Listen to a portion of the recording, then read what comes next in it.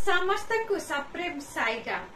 आसंतु शुणिबा आजिर प्रशांति अनुचिंता प्रतिमा बा मूर्ति पूजार महात्म्य कौन।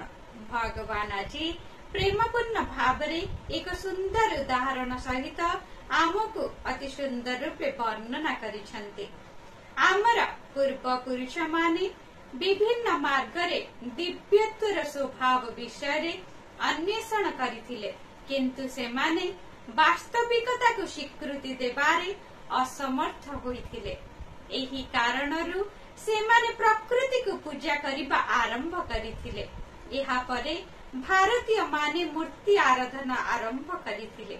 एही विश्वरे सृष्टि होइथिबा प्रत्येक पदार्थर किछि रूप बा मूर्ति रहिछि।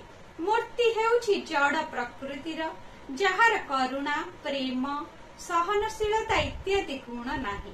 एही कारणरु किछि व्यक्ति मूर्ति पूजार विरोधी अटंती। एहा हेउछि अज्ञानता।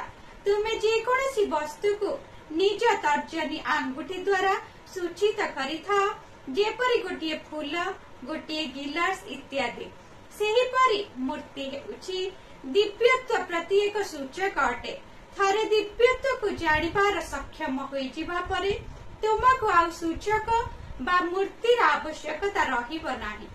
प्रकृत तथ्य एही परे।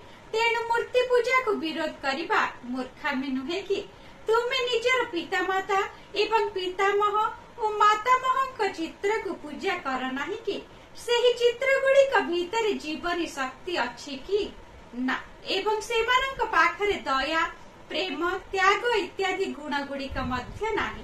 ताहेले सेमानक पूजा करिबार कौन आवश्यकता रहिछि? सेही चित्र गुड़िक द्वारा आमे सेमानकर सद्गुण और आदर्श इत्यादि को मने पकाई थाओ। उक्त दिव्य संभाषणटी भगवान मार्च 12 तारिख 2002 मसीहारे सूचाई देइथिले।